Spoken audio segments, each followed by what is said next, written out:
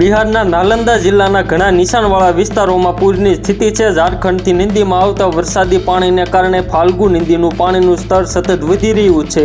બુધવારે રાજ્યના વિવિધ જિલ્લાઓમાં વીજળી પડવાથી 20 લોકોના મોત થયા હતા।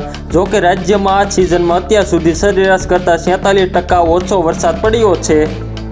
હિમાચલ પ્રદેશમાં 20 જૂનથી અત્યાર સુધીમાં 109 લોકોના મોત થયા છે। આ ઉપરાંત ભારે વરસાદ અને વાદળ ફાટવા જેવી ઘટનાઓને કારણે 818 કરોડ રૂપિયાની સરકારી અને ખાનગી સંપત્તિને નુકસાન થયું છે।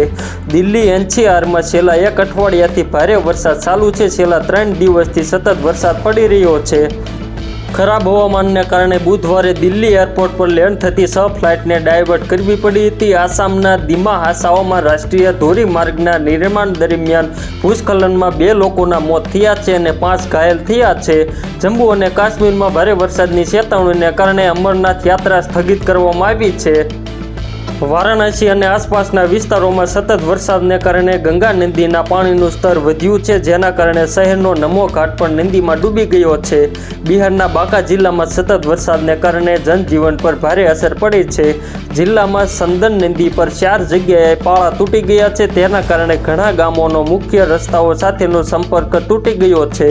તો મિત્રો, હાલ માટે એટલું જ। ફ્રી મળીએ નવી અપડેટ નવા સમાચાર સાથે। તે પહેલાં ખાસ કરીને વિડીયોને એક લાઇક અને RTV ગુજરાતી ન્યૂઝ યુટ્યુબ ચેનલને ખાસ કરીને સબસ્ક્રાઇબ કરવાનું ભૂલતા નહીં મિત્રો।